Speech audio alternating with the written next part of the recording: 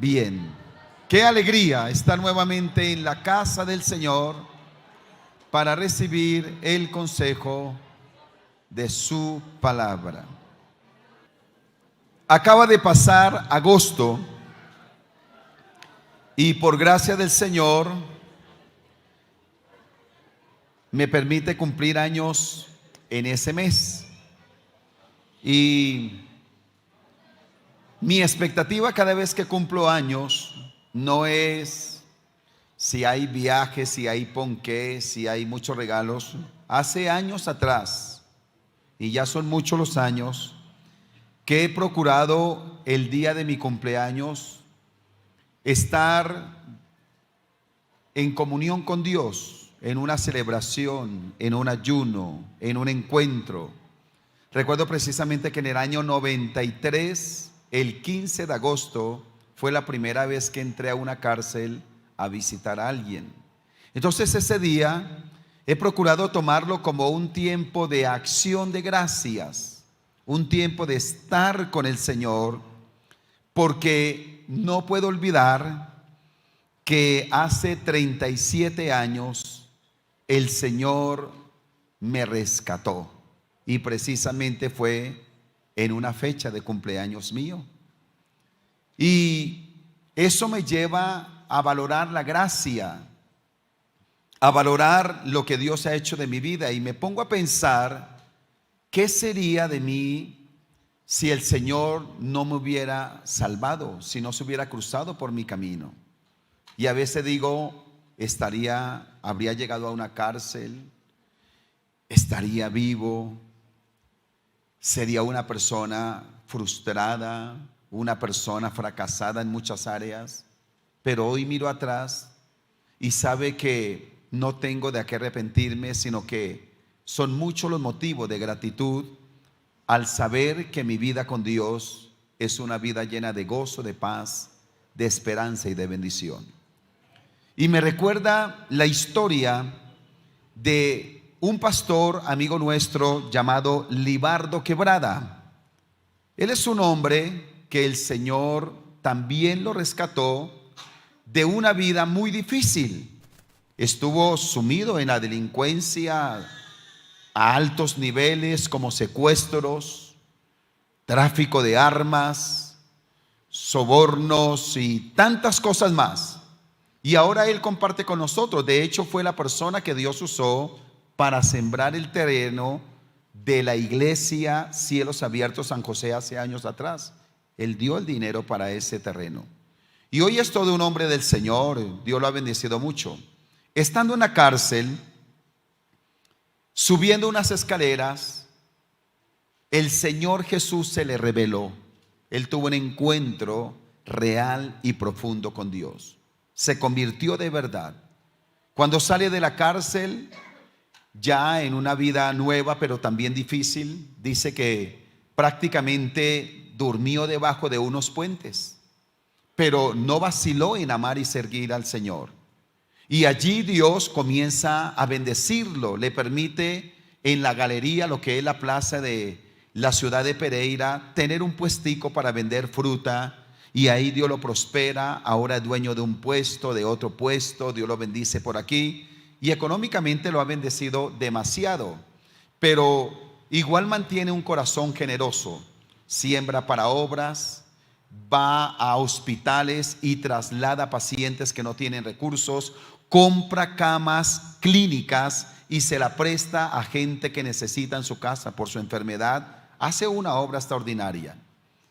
Y un día me abría el corazón y me decía que a veces cuando viene el desánimo y también cuando su corazón se quiere llenar tal vez de orgullo y ver que tiene ya dinero y tiene muchas cosas y como que se quiere apartar del Señor u olvidarse de la gracia divina, dice que él tiene este ejercicio. Va a su closet y saca de allí un uniforme naranjado que era el overol que le ponían cuando estaba en la cárcel. Todavía lo conserva. Y va y se lo pone. Y ora delante de Dios para acordarse ¿De dónde lo sacó el Señor? Bienaventurado aquel que agradece porque el Señor le rescató de una vana manera de vivir. ¿Cuántos dicen amén a eso? Quiero compartir con todos ustedes una enseñanza que ha conmovido mi corazón, que está en Juan capítulo 8, los versículos del 1 al 11. Voy a leer en la Nueva Versión Internacional. Y el título de esta enseñanza le he puesto así: un camino de piedras y palos. ¿Cómo se llama? Un camino de piedras y palos. Y la palabra dice así: pero Jesús se fue al monte de los olivos. Al amanecer se presentó de nuevo en el templo. Toda la gente se le acercó y él se sentó a enseñarles. Entonces los maestros de la ley y los fariseos llevaron a una mujer sorprendida en adulterio y poniéndola en medio del grupo, dijeron a Jesús: Maestro, esta mujer se le ha sorprendido en el acto mismo de adulterio. En la ley de Moisés nos ordenó apedrear a tales mujeres. ¿Tú qué dices? Con esta pregunta le estaban tendiendo una trampa para tener de qué acusarlo. Pero Jesús se inclinó y con el dedo comenzó a escribir en el suelo. Y como ellos le acosaban a preguntas, Jesús se incorporó y les dijo: aquel de ustedes que esté libre de pecado, que tire la primera piedra. E inclinándose de nuevo, siguió escribiendo en el suelo. Al oír esto, se fueron retirando uno tras otro, comenzando por los más viejos, hasta dejar a Jesús solo con la mujer que aún seguía allí. Entonces él se incorporó y le preguntó: mujer, ¿dónde están? ¿Ya nadie te condena? Nadie, Señor. Jesús dijo: tampoco yo te condeno. Ahora vete y no vuelvas a pecar. Interesante la historia, ¿verdad? Si consideramos un poco el trasfondo inmediato del texto, acababa de pasar la fiesta de los tabernáculos. Y una vez pasa la fiesta, Jesús va a ese lugar del monte de los olivos. Dice que allí pasa un tiempo con el Padre y luego baja para enseñar a la gente. Y en medio de esta situación es que se da la escena que hemos leído, donde una mujer, tal vez semidesnuda, avergonzada, es tirada a sus pies, juzgada por aquellos hombres, y le hacen estas preguntas al Señor: ¿qué se iba a hacer con esta mujer?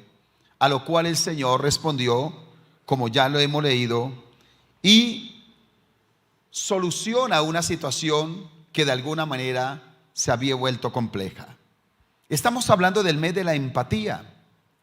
Y sabe que este pasaje tiene mucho que enseñarnos en lo que concierne a valorar la gracia, a cómo nosotros también nos relacionamos con las demás personas, cómo interpretamos diferentes circunstancias y a qué realmente nos llama Dios. Quisiera, a la luz de este pasaje, en esta enseñanza, un camino de piedras y palos, considerar con ustedes algunos elementos en lo que tiene que ver con la relación con el prójimo y cómo ayudar al que lo necesita y valorar la gracia en nuestra vida. ¿Qué nos habla el texto y qué debemos aprender de él? Lo primero que vemos en el texto es el peligro de la falsa espiritualidad. ¿Hay una qué? Una falsa espiritualidad, donde hay gente que considera que ya lo sabe todo y que tiene la autoridad también, pues por supuesto, juzgar a los demás. Las personas que llevan a la mujer dice que eran maestros y fariseos que dominaban la ley de Moisés.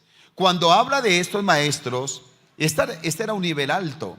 Esta sociedad era de alguna manera analfabeta, y que un maestro pudiera leer, interpretar, plasmar, eso le daba un estatus social importante. Es decir, que era gente de influencia en la sociedad. Y los fariseos, pues aquellos que aunque tuvieron un origen noble, dolorosamente se habían desviado y ahora estaban poniendo cargas en la gente que ni ellos mismos podían llevar. Algo así como 695 leyes más habían inventado para que la gente estuviera ahí rígida y no pudiera disfrutar su libertad. Y mire cómo rápidamente atinaron a descubrir que esta mujer había violentado el séptimo mandamiento: no adulterarás, no tendrás actos inmorales. Lo sabían muy bien y se agarraron de ello precisamente para juzgar a esta mujer. Se les había olvidado el sentido principal de la ley. La ley tuvo dos propósitos muy claros. El primero de ello, el que se pudiera evidenciar que ningún ser humano podía ser salvo por sus propios méritos. ¿Qué decía la ley? Que el que viviera, el que cumpliera estas cosas, por ellas viviría. Y que si una persona cumplía toda la ley, pero se equivocaba en una, se hacía maldito. Nadie lo pudo cumplir, absolutamente nadie. La ley tenía el principal propósito, que era preparar el camino para el Mesías que había de venir, revelar a Cristo y su obra para redención de la humanidad. Entonces, esa falsa espiritualidad cree que lo sabe todo, pero la falsa espiritualidad también se da el derecho de juzgar a los demás. Entonces Dios nos guarde de esta actitud que tuvieron ellos, de juzgar a los demás. Ellos perdieron el sentido de lo que era la ley y la convirtieron en una carga. No comprendieron la gracia y sin darse cuenta cayeron en el vacío de hacer acepción de personas. Mire lo interesante. ¿No le parece a usted curioso que cuando se da este adulterio traen a la mujer y se la tiran a los pies? La pregunta que tenemos que hacer es: ¿esta mujer adulteró sola? ¿Dónde está el hombre? ¿Por qué no lo trajeron también a él? Si conocían bien la ley, ¿por qué ignoraron Deuteronomio 22:22? Porque la palabra ahí dice: si fuere sorprendido alguno acostado con una mujer casada, con marido, ambos morirán. El hombre que se acostó con la mujer y la mujer también. Así quitarás el mal de Israel. Ese es el espíritu fariseo, que pretendiendo ser justo y perfecto, deja ver las grietas y las incoherencias en sus argumentos. No trajeron al hombre. ¿Sería amigo de ellos? ¿Sería alguien de dinero? ¿Les pagó? ¿Los sobornó? ¿Qué pasó con este hombre? ¿Por qué no lo traen también a los pies de Jesús? La falsa espiritualidad cree que lo sabe todo. Se da el derecho de juzgar a los demás. Cuando crecemos en espiritualidad, no es para quitarle la cabeza a los demás. No es para sentarnos en un trono y estar diciendo quién es bueno y quién es malo.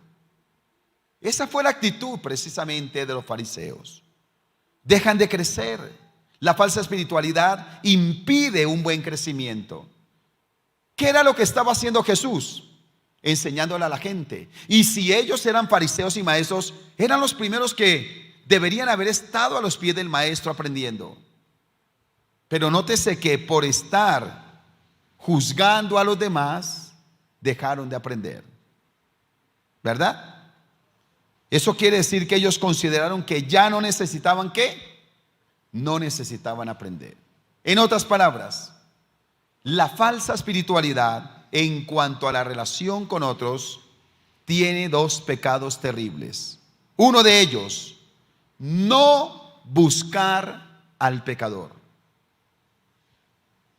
Y número dos, buscar al pecador para juzgarlo. ¿Usted no se da cuenta que la gente que más juzga es la que menos hace bien? La gente que más juzga es la que menos hace bien. Están tan ocupados juzgando que no tienen tiempo para mostrar el amor de Dios a quienes lo necesitan. Y aquí hay algo interesante, y es que todos los que estamos aquí, al igual que esta mujer, también hemos pecado contra Dios. ¿Es así o no es así? Entonces mire cómo hay una falsa espiritualidad. Yo pido al Señor que nos ayude a no tener actitudes como esta, de considerar que ya lo sabemos todo, que yo soy más que otras personas. El tiempo que llevo en la iglesia, es que mis estudios, usted no sabe quién soy yo. Mire fulano de tal cómo se equivocó, mire su error. Porque cada vez que estamos juzgando a los demás, estamos cometiendo un pecado como el que cometieron estos fariseos. Y por allá hay un texto en la Biblia que dice que primero hay que sacar la viga del ojo nuestro antes de pretender sacar la paja del ojo ajeno. Quisiera que a la luz de este primer punto consideráramos si en estos días hemos estado juzgando a alguien. Si nos damos el lujo a veces en la casa de sentarnos con la familia, uy, es que mire fulano tal, uy, pero mire lo que hizo el otro, uy, pero mire, qué fácil juzgamos. ¿No le parecería a usted interesante que todos nosotros pudiésemos tomar la falta de los demás no como el motivo para juzgarlos, sino para interceder por ellos y tener una acción para saber cómo ayudarlos? Eso cambiaría todo. Entonces está la falsa espiritualidad. Pero número dos, en el texto podemos evidenciar la fuente de la compasión. Diga, la fuente de la compasión. El texto comienza diciendo que Jesús estaba en el monte de los olivos. Y ese era el lugar de oración del maestro, donde pasaba noches con el Padre, donde en las madrugadas iba y oraba. Era ese lugar donde solía encontrarse con su Padre celestial. Eso nos dice que entre más cerca de Dios, más sensibles a la compasión seremos. ¿Verdad? Una persona que camina tomado de la mano de Dios, una persona que se mete en oración, comienza a sentir compasión por el perdido. Comienza a experimentar compasión por el que ha fallado. Comienza a recibir del Señor una acción, como ayudar al que lo necesita. El Señor estaba allí, en el monte. Que nuestra oración sea una oración que también incluya peticiones como: Señor, ayúdame a levantar al que ha caído. ¿Decimos amén a eso? Esa oración rompe con el egoísmo, con la indiferencia. Esa oración abre un panorama, esa oración nos compromete. Porque tal vez cuando le decimos: Señor, ayúdame para poder servirle, levantar al que ha caído, de seguro que Dios va a responder esa oración y nos va a llevar a una acción. De hecho, las verdaderas oraciones siempre nos llevan a las acciones. oración sin acción no produce bendición. Pero cuando oramos de verdad, viene una acción para ayudar a alguien que lo necesita. Ahora, Jesús no se deja incitar por estos verdugos. Ellos, dice el texto, que buscaban ocasión para juzgarlo, para hacerlo caer. Su pregunta no es sincera. Ellos a la verdad no tenían la intención de cumplir la ley, sino de hacerle una celada, ponerle una trampa al maestro de Galilea. Porque si decía que sí, debería apedrear a esta mujer, pues sería juzgado Jesús y le dirían: ¿dónde está el amor que tú predicas? Lo iban a juzgar. Y si decía que no, fácilmente lo iban a juzgar porque violentaba la ley que él mismo enseñaba. De otro lado, hay un contexto romano. Está la cultura romana. Y esa cultura, ese gobierno romano, no le permitía a los judíos ejecutar a nadie. El mismo libro de Juan 18:31 dice, cuando llevaron a Jesús, dice: entonces les dijo Pilato: tomadle vosotros y juzgadle según vuestra ley. Y los judíos le dijeron: a nosotros no nos está permitido dar muerte a nadie. No lo podían hacer. Entonces, si Jesús dice que sí, sería demandado también ante el gobierno romano. Mire cómo esa trama tan impresionante. Eso está como cuando al Señor le preguntan: maestro, ¿debemos dar tributo al César, sí o no? Era una pregunta que tenía veneno. Porque donde Jesús diga que sí, ahí tenía a Simón el celote, uno de sus discípulos, que no estaba de acuerdo con el impuesto. Y donde diga que no, se le levanta Mateo el publicano, que era vendido al gobierno y que era un acérrimo fiel cumplidor de los deberes, y decía que sí tocaba pagar el impuesto. Entonces, esa pregunta del tributo tenía como propósito dividir el ministerio de Jesús. Yo creo que eso nos lleva a reflexionar que en la vida uno no puede responder tan rápidamente, que uno tiene que tener sabiduría para responder cuando le preguntan. ¿Cuántas veces nos hemos visto envueltos en problemas por nuestra premura ante las respuestas que estamos dando? ¿Verdad? Ahora, lo que los maestros y fariseos ignoraban es que estaban hablando con la misma palabra encarnada de Dios, con Jesucristo, el que es el mismo ayer, hoy y por los siglos de los siglos, el que inspiró a los escritores. Y se les olvidó que en Job capítulo 5 versículo 13 dice: el que prende a los sabios en la astucia de ellos y frustra los designios de los perversos. Eso era lo que estaba haciendo Jesús con ellos en ese momento, ¿verdad? Así que Jesús descubre el corazón de la humanidad.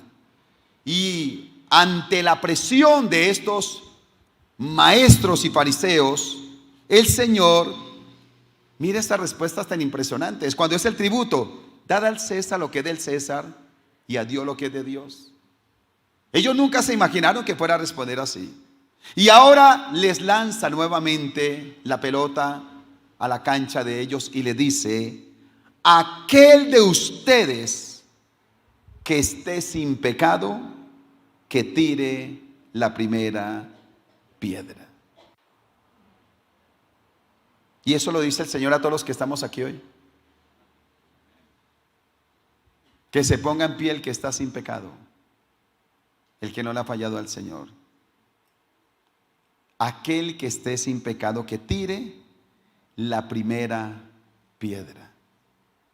Yo creo que esta palabra vale la pena recordarla cuando se nos levante el bicho del orgullo y pretendamos juzgar a otro. Uy, pero mire lo que hizo fulano y tal. ¡Ah! Si supo la hermana. ¡Ay, santo Dios! Nos escandalizamos y a veces terminamos haciendo lo mismo o peor.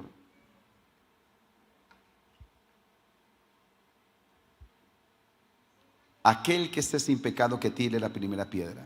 En otras palabras, escúcheme esto, si usted está escribiendo, le hará bien escribir lo siguiente.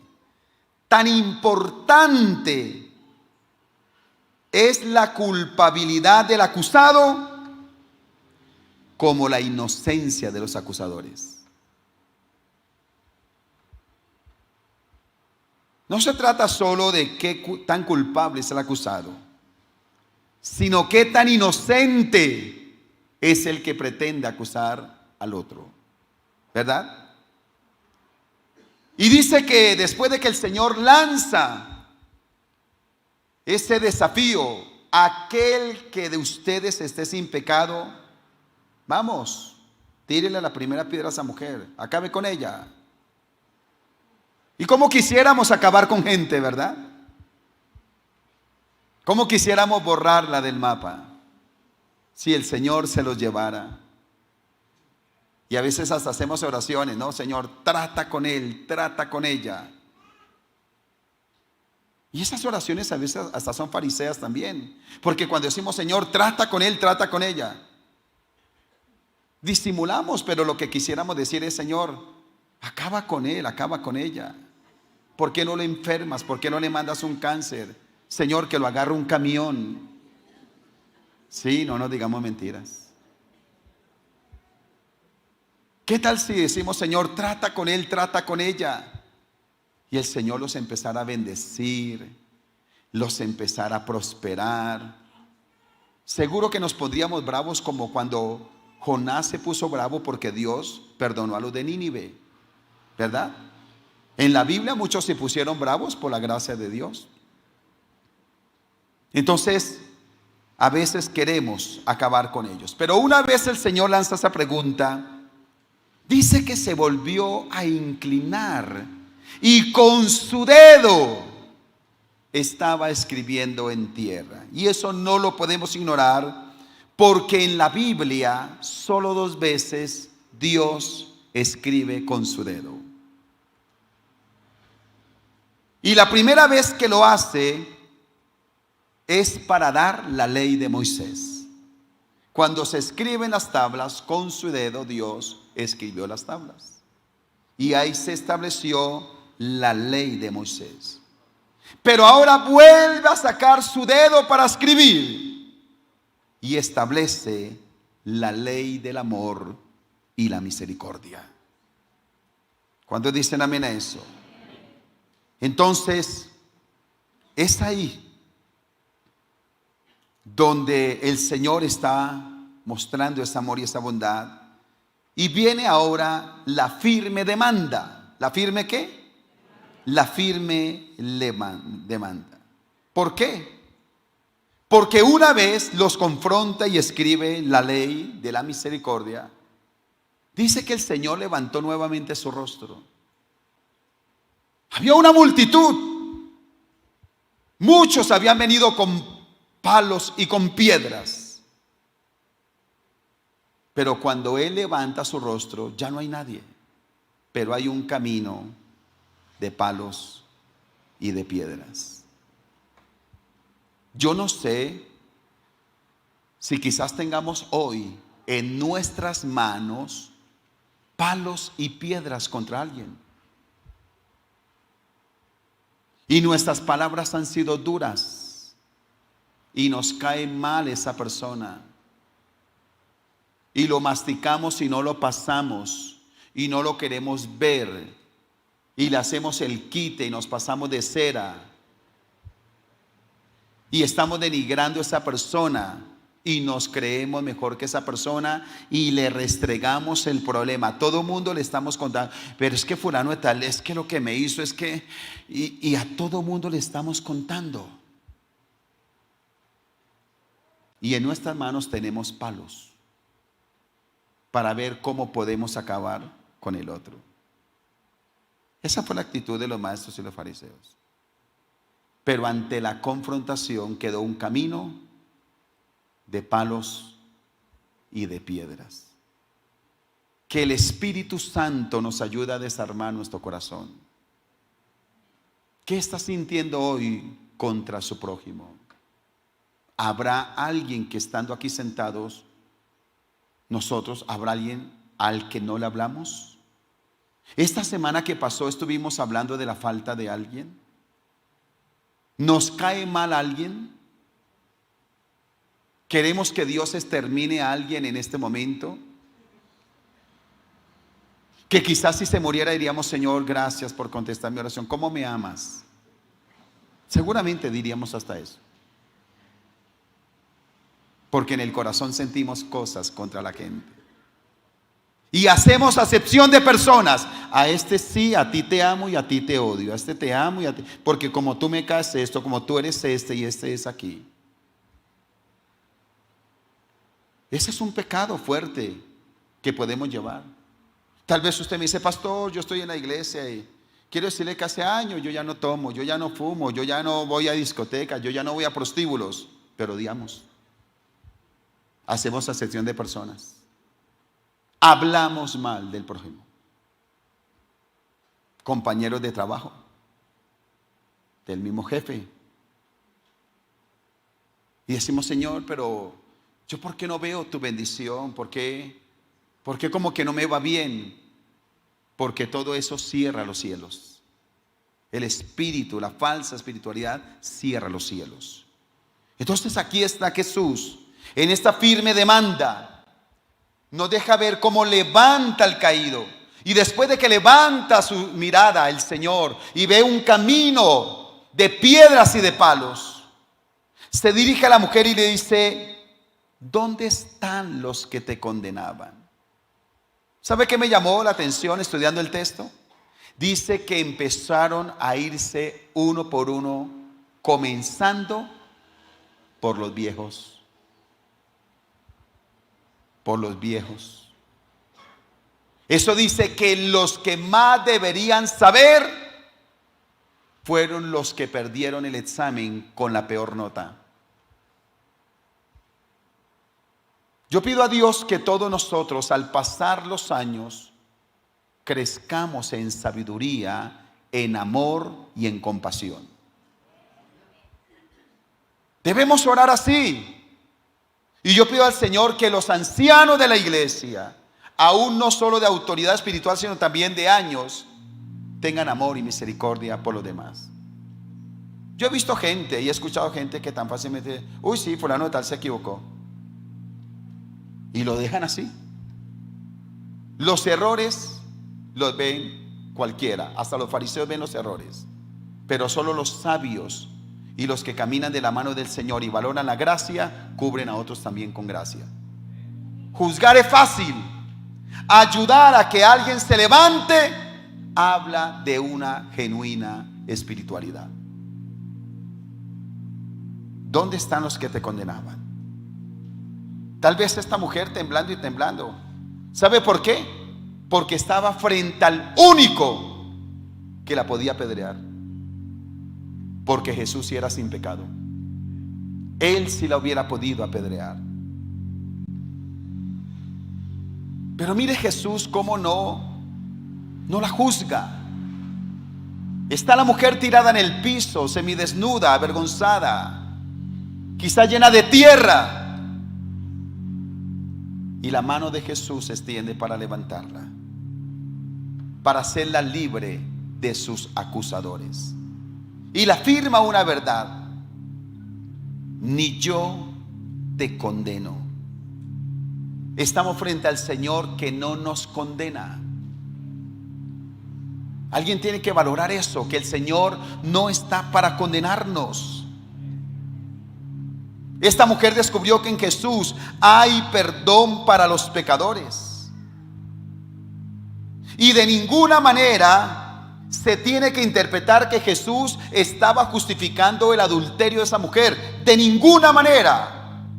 No se trataba del adulterio, sino de la mujer que necesitaba ser cubierta con amor. Esta mujer que estaba frente al camino de la libertad, que era Dios mismo, la levanta, la dignifica. Y eso fue lo que Cristo hizo por todos nosotros. Todos nosotros, dice la Biblia, que hicimos cosas vergonzosas, lo dice la Biblia. Todos nosotros hicimos cosas vergonzosas. Estamos aquí porque Cristo nos salvó, nos cubrió con su sangre preciosa. Y yo le animo que usted valore ese regalo del Señor.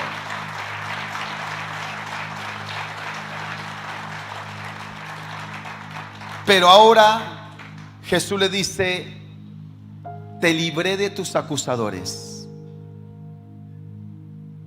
te sano, te limpio, te levanto. Pero voy a hacer una demanda a tu vida. Debes aprender a valorar. Por eso no te condeno. Vete y no peques más. No peques más. En otras palabras, la misericordia no es licencia para pecar, que es el otro extremo en el cual nosotros podemos caer. Dios es tan bueno, Dios es tan bueno que Él me entiende. Algunos cristianos pueden vivir el dicho: el que peca y reza empata. Es que Dios me entiende, entonces yo vivo así sin casarme y Dios me entiende. Y me tomo las cervezas el fin de semana y Dios me ama y me entiende. Es que Dios es bacán. Dios es una nota. Dios me ama como soy.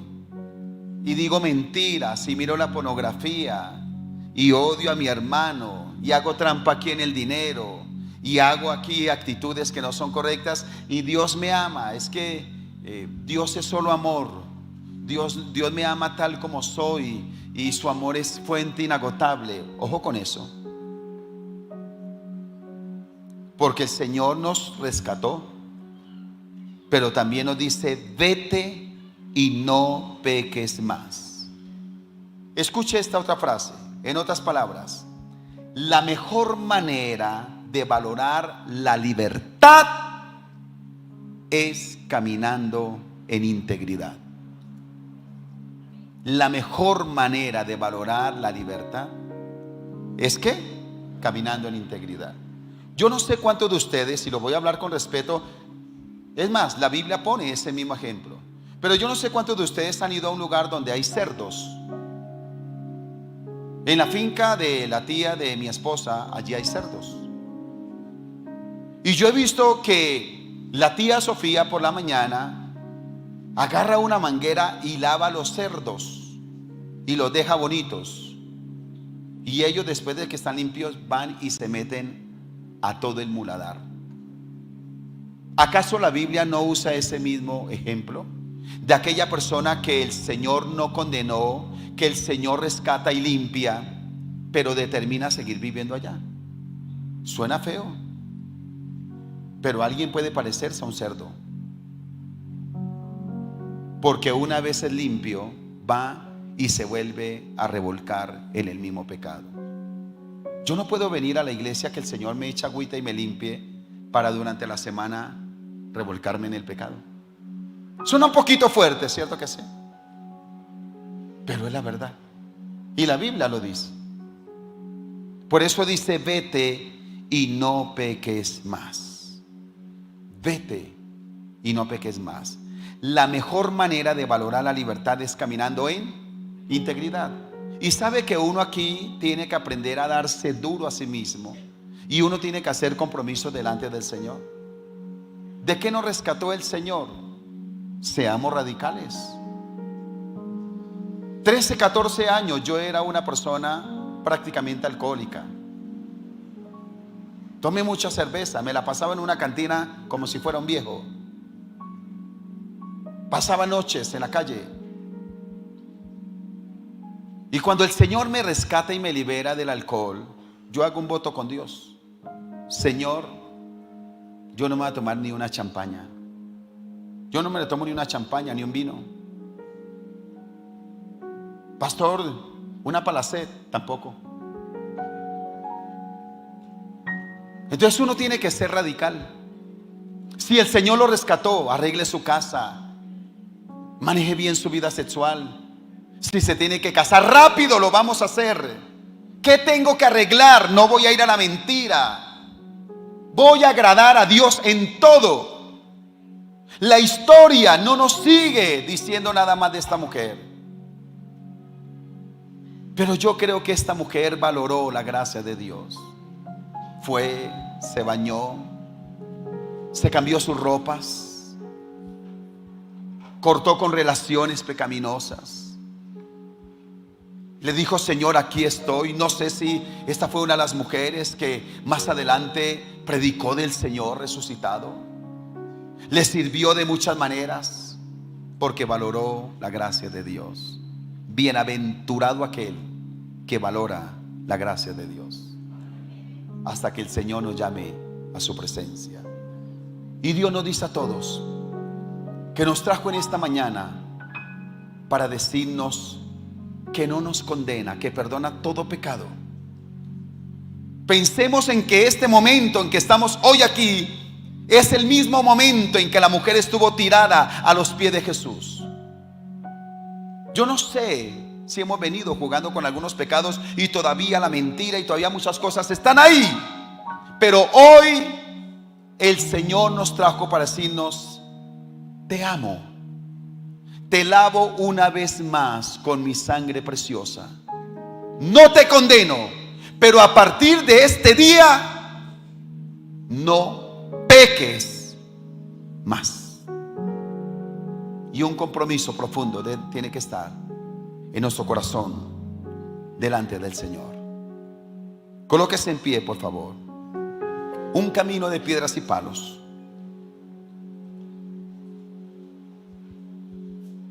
La verdadera espiritualidad se evidencia en la compasión, no en la recriminación. Que el Señor nos ayude a no tener la actitud de los fariseos, con una falsa espiritualidad. Tal vez todos nos identificamos con la mujer.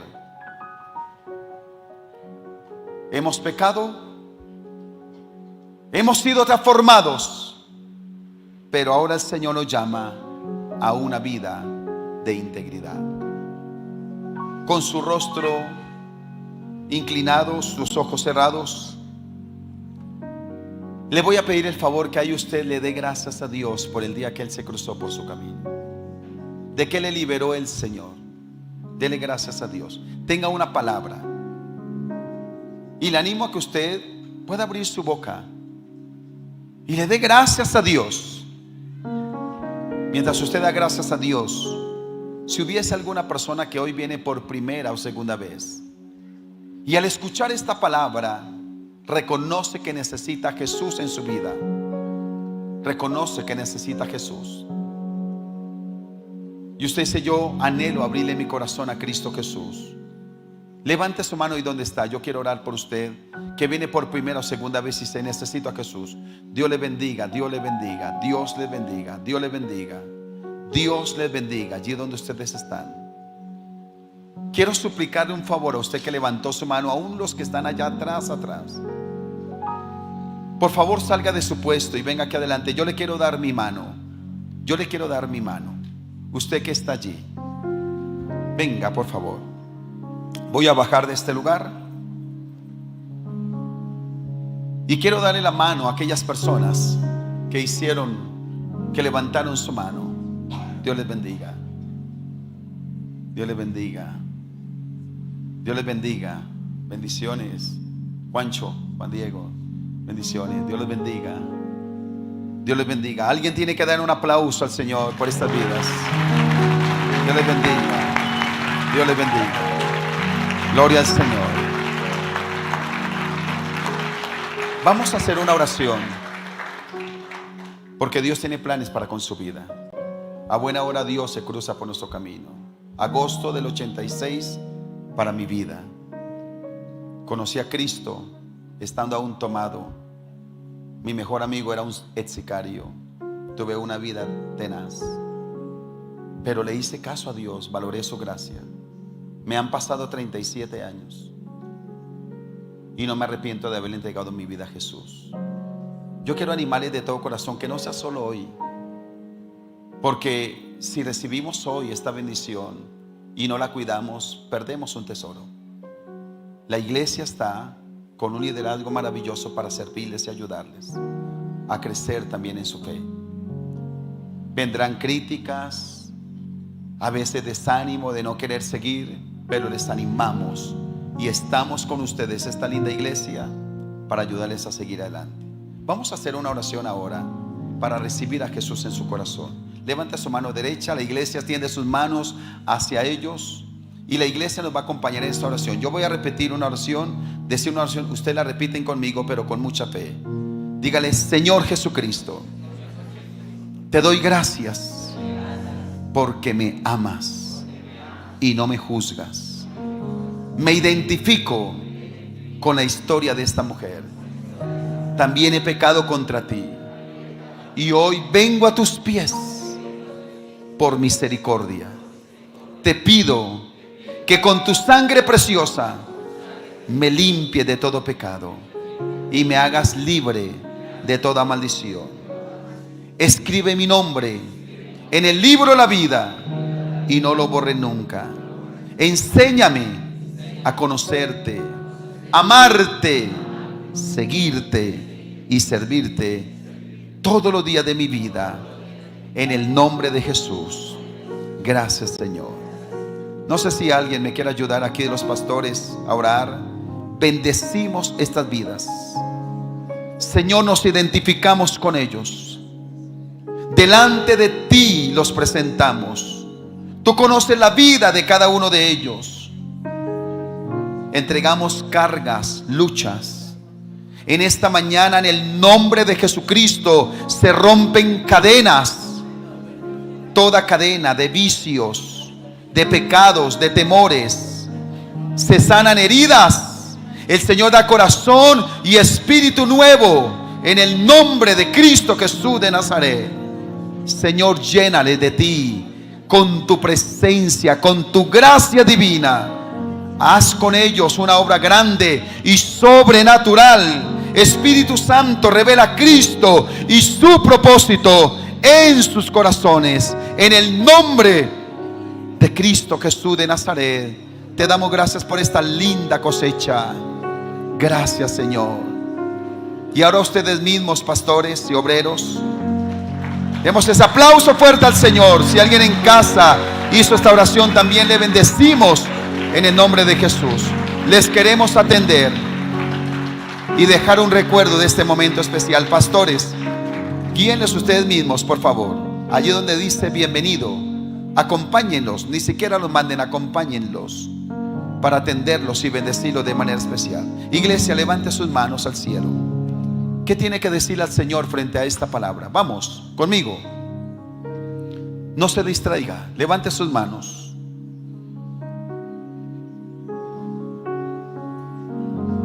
Aquí hay varios personajes. Dígale: Señor, ayúdame para no tener una falsa espiritualidad. Oro, Señor, y pido un milagro. Donde alguien tiene algo contra alguien,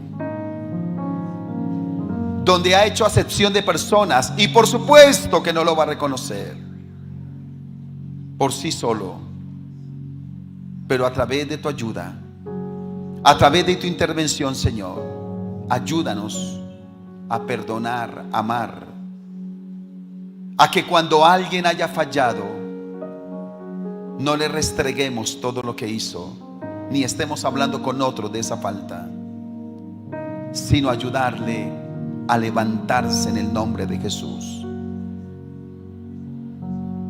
El Señor está hablando aquí a corazones, si no los voy a pasar adelante. Pero aquí hay personas que tienen rabia contra otras. No se los quieren encontrar. Quisieran que les viniera algún mal. Pero atrévase y dígale: Señor, perdóname por odiar. Perdóname, Señor, por hacer acepción de personas. Perdóname, Señor. Hoy quiero parecerme a ti y no a los maestros y a los fariseos. Yo bendigo a esa persona. Y ayúdanos a todos los que estamos aquí a tener acciones para ayudar al que ha fallado en algo. En el nombre de Cristo Jesús de Nazaret. Y ahora todos digamos: Señor, valoro tu gracia. Vamos, dígaselo. Valoro tu gracia. ¿Qué tiene que arreglar delante de Dios? Yo le suplico que no seamos como los cerdos, que una vez el Señor nos limpia. Yo clamo que esta semana que comienza no nos revolquemos en el barro, sino que arreglemos nuestra vida delante de la presencia del Señor. Alguien que diga: yo renuncio a este pecado, Señor. Yo valoro tu gracia. Tomaré decisiones que me van a llevar a alinearme con tu perfecta voluntad. En el nombre de Cristo Jesús de Nazaret. Gracias, Señor. Amén. Demos un aplauso al Señor por esta palabra.